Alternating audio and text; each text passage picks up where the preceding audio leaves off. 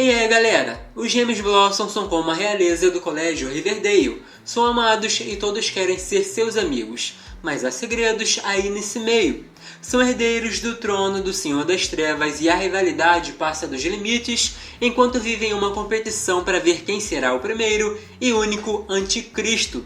E para alcançar seus objetivos, precisam fazer sacrifícios. Por isso fiz um resumo dos 5 capítulos de Blossoms 666, que é uma HQ voltada para o terror, com o primeiro capítulo começando com a imagem de um corpo no necrotério, deixando no ar aquele suspense. Do outro lado, Cheryl e Jason armando alguma, enquanto ela defendia o Dilton, afirmando que ele devia ser mais resistente, porque garotas adoram caras que não deixam barato.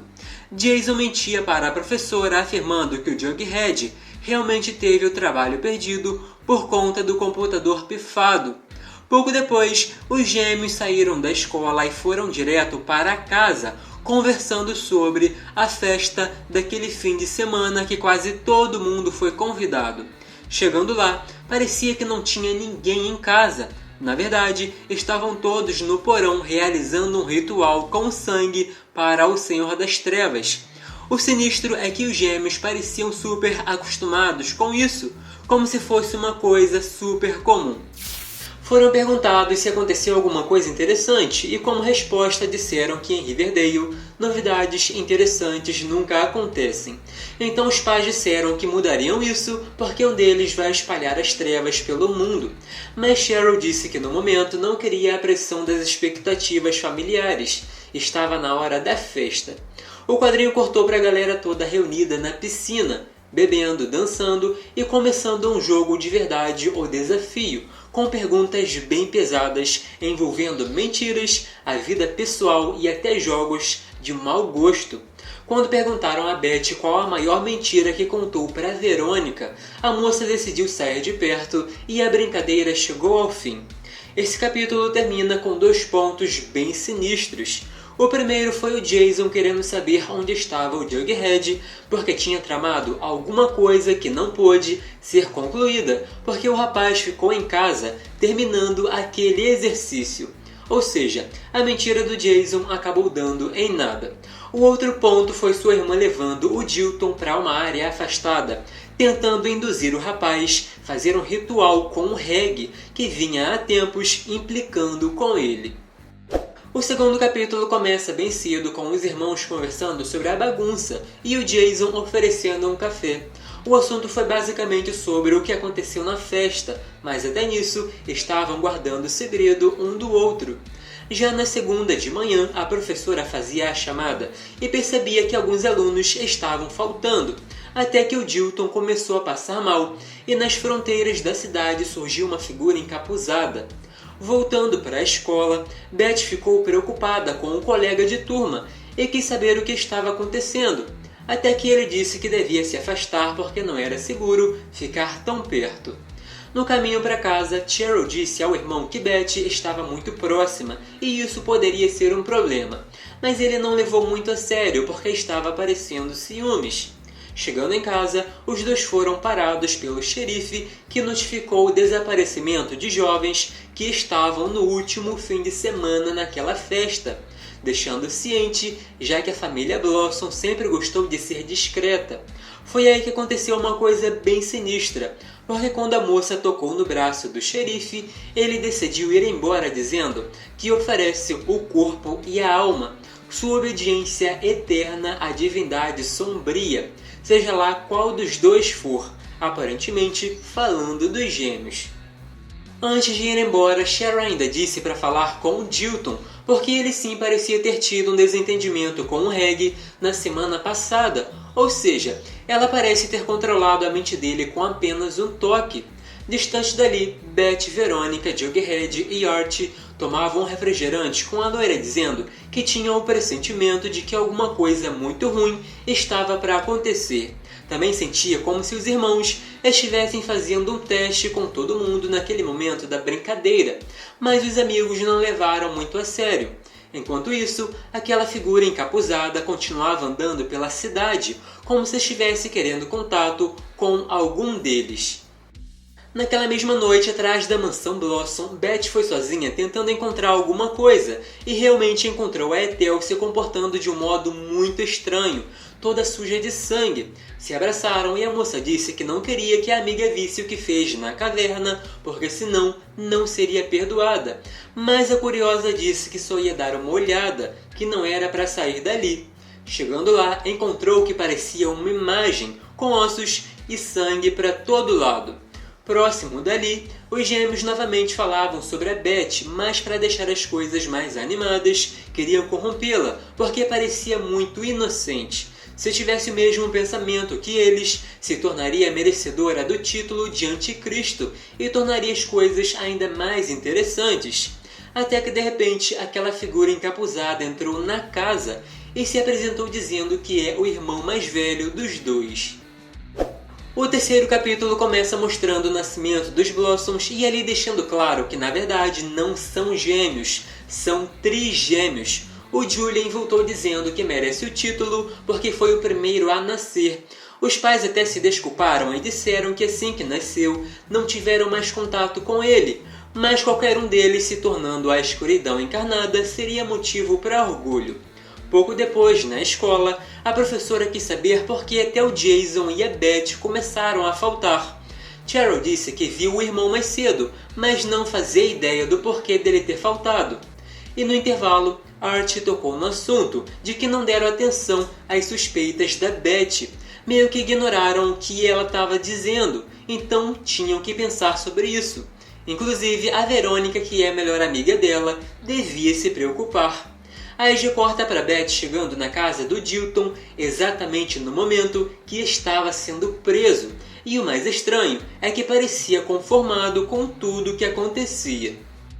Voltando para o colégio, Cheryl decidiu conversar com a Verônica, dizendo que por acaso ouviu a conversa e queria abrir seus olhos porque a Beth é manipuladora e tudo o que quer, na verdade, é conquistar o Art.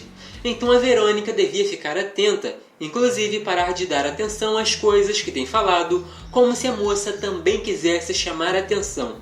Já na casa da Ethel, ela e a Beth conversavam sobre o que aconteceu naquele dia, o ataque que sofreu e até chegou a resistir sobre continuar com o assunto, temendo que mais alguém se machucasse. Por fim, disse que se quisesse saber mais devia começar pela biblioteca e procurar pela Ordem de Abaddon na seção de história local. Ethel parecia sozinha, mas o Jason saiu do armário e disse que não devia se preocupar sobre mentir, só estava ajudando e a Beth estava para encontrar a verdade. Chegando na biblioteca, chegou a encontrar uma foto dos pais no meio daquilo tudo. Pouco depois, quem apareceu foi o Julian, sendo bem direto ao dizer que estavam pesquisando sobre o mesmo assunto, e ainda terminou o capítulo perguntando se gostaria de trabalhar com ele para destruir os irmãos.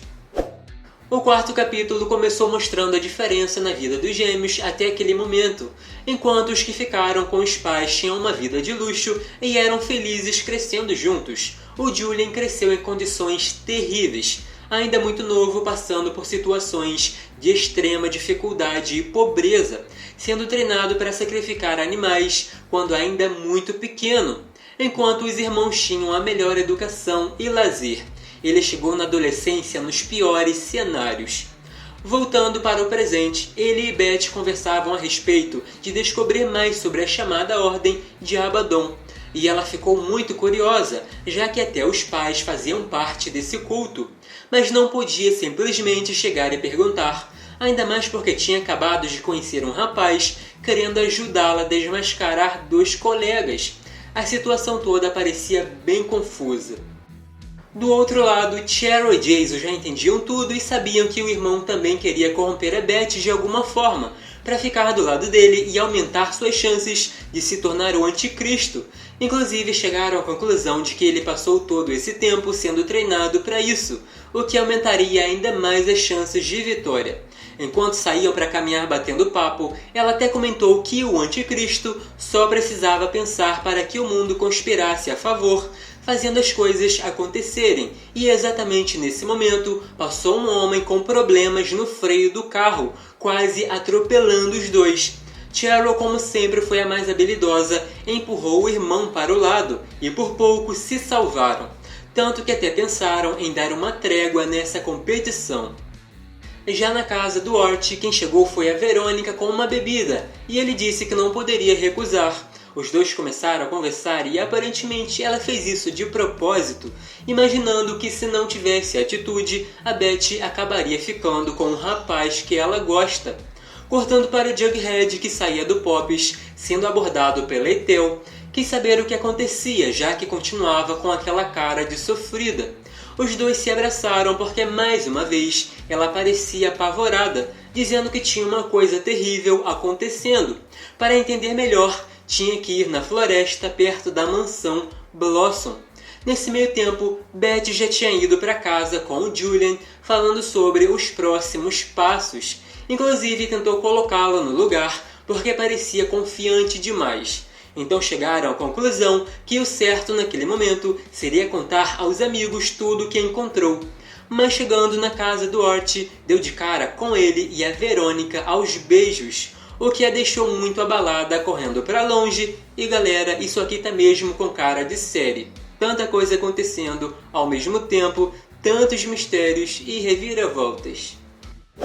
O quinto e último capítulo começa com Dilton na cadeia, Verônica e Ort se beijando, Beth chorando enquanto abraça o Julian e Jughead na floresta, já desconfiado que estava se metendo em problemas, enquanto Ethel tentava colocar na cabeça dele que seria maravilhoso. Então os dois seguiram o caminho entrando na caverna e ao fundo vendo aquela mesma imagem. Já imaginando que seria um sacrifício e que seria morto, Jughead foi surpreendido com a menina dizendo que na verdade ela é que devia ser sacrificada. Enquanto isso, os irmãos conversavam na piscina da mansão sobre pensar fora da caixa caso quisessem lidar com o irmão mais velho, e até cogitaram matar se fosse necessário, apesar de saber que os pais não iam gostar nada disso. De repente, Cheryl quase se afogou por causa dos cabos da máquina que limpava o fundo da piscina. Foi salva pelo irmão que não poderia deixá-la morrer antes que o plano dos dois estivesse concluído, como se coisas ruins estivessem sempre rondando esses dois. Perto dali, Jughead passava momentos assustadores vendo a Ethel se sacrificando na frente dele, e ao correr para fora foi parado pelos irmãos, o lembrando daquele dia que o ajudaram mentindo para a professora, o que quer dizer que estava devendo uma.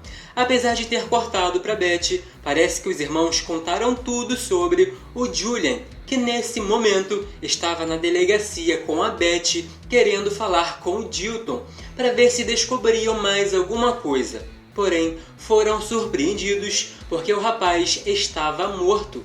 Minutos depois, Jughead chegou contando tudo o que sabia. Por isso, Beth voltou e lançou um tapão no Julian, que teve toda a manipulação jogada fora. Ele chegou na mansão dos irmãos, dizendo que foi jogo sujo contar tudo, e foi surpreendido mais uma vez, porque os dois o atacaram ao mesmo tempo. Cheryl e Jason acabaram com a ameaça, matando o irmão. Para ficar ainda mais sinistro, por um momento parecia que estavam para se atacar, e finalmente sobrar apenas um, que de fato seria o Anticristo. Do outro lado, Beth e Jughead foram comer e falar sobre as coisas que estavam acontecendo, mas não repararam que eram observados por alguém. Até ali, parece que só os dois repararam que coisas muito sinistras começaram a acontecer pela influência dos Blossoms. Chegando ao fim desse quadrinho, podemos ver que os irmãos não se mataram, mas continuaram com as insinuações de que um precisaria do outro vivo, porque um queria um bobo da corte e o outro um cão para os portões do inferno. Apesar desse quadrinho ainda não ter mostrado quem vai alcançar o objetivo, aquela pessoa que parecia morta no começo levantou do nada e ficou a pergunta: será que é o fim?